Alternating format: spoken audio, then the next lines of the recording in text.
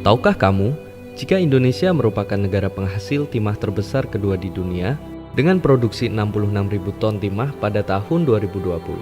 Salah satu daerah penyumbang timah dari Indonesia terdapat di Provinsi Kepulauan Bangka Belitung.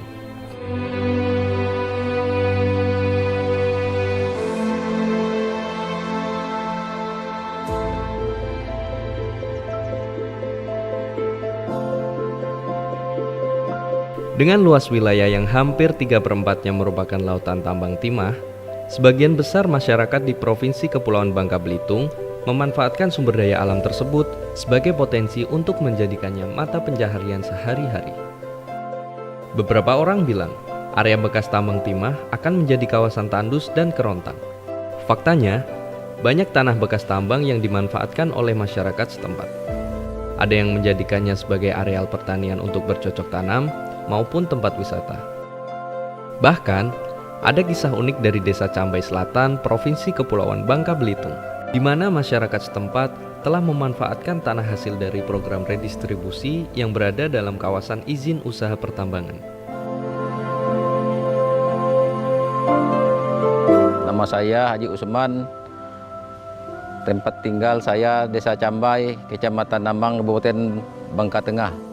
Pada waktu itu di sini hutan semua, pada waktu itu tambang. Kemudian pada tahun itu kami penambangannya tidak kena di tempat yang orang tua kita ini. Saya inisiatif untuk menanam sawit. Nah, pada waktu itu penanaman sawit kita belum ada semacam dokumen tanah. Dengan adanya program BPN, Badan Pertahanan Nasional ke Bangka Tengah, maka kami melalui BPN Bangka Tengah, melalui kepala desa, bagi masyarakat yang punya lahan, yang berminat ingin membuat sertifikat redis, silakan melapor ke kepala desa. Dan akhirnya kami tahun 2020 akhir kami telah dapat sertifikat yang seperti ini. Dalam pengelolaan sumber daya alam, kedudukan tambang timah tidak terlepas dari penggunaan tanah di atasnya. Jadi perlu diketahui, hukum yang mengatur tentang hak atas tanah dan hukum yang mengatur tentang izin usaha pertambangan agar tidak terjadi tumpang tindih terhadap hak atas tanah dan izin pertambangan yang diberikan oleh pemerintah.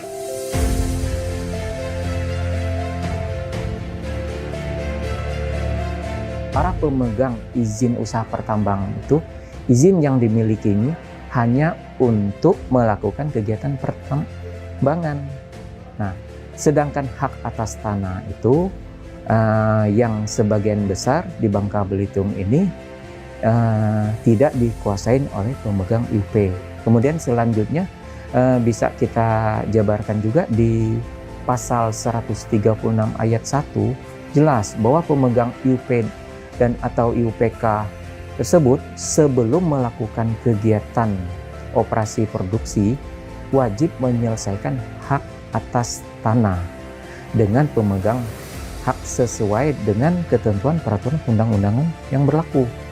Di situ sebagaimana diketahui, pemegang IUP saat ini tidak melakukan penambangan karena memang kondisi melihat di lapangannya mereka belum melakukan pembebasan atas hak tanah tersebut. Nah, sehingga dari masyarakat yang sebelumnya sudah melakukan kegiatan tanam tumbuh, sudah mempunyai pemukiman tersebut, sehingga merekalah yang mempunyai hak untuk kegiatan-kegiatan untuk menjalani hajat hidup saat ini.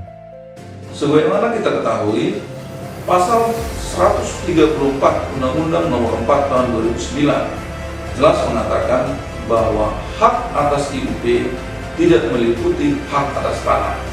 Artinya objek IUP itu berbeda dengan objek hak atas tanah. Namun untuk memperkuat ini, kita berkoordinasi dengan Dinas SDM, dan Dinas SDM bersedia memberikan rekomendasi pertimbangan teknis untuk menunjukkan bahwa pelaksanaan redistribusi tanah itu memang memiliki dasar hukum yang kuat. Dan untuk memperkuat lagi, maka pihak SDM dilibatkan dalam penelitian lapangan dan sidang panitia pertimbangan land reform.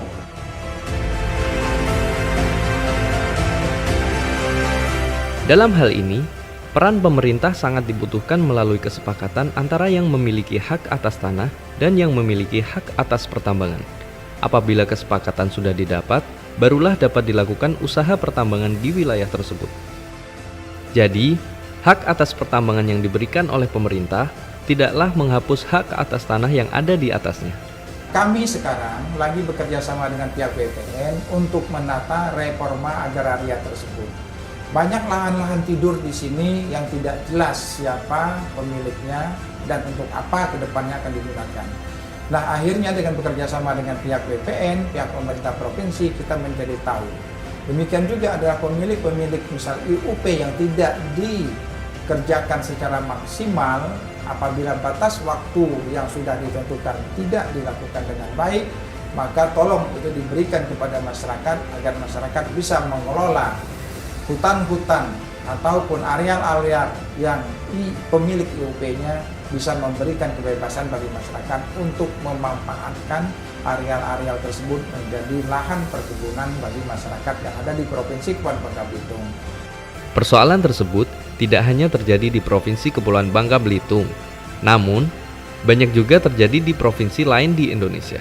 Tentunya, perlu adanya harmonisasi dan kolaborasi bersama lintas kementerian atau lembaga, termasuk pemerintah daerah agar tanah-tanah bekas IUP bisa mendatangkan manfaat serta mendapatkan kepastian hukum.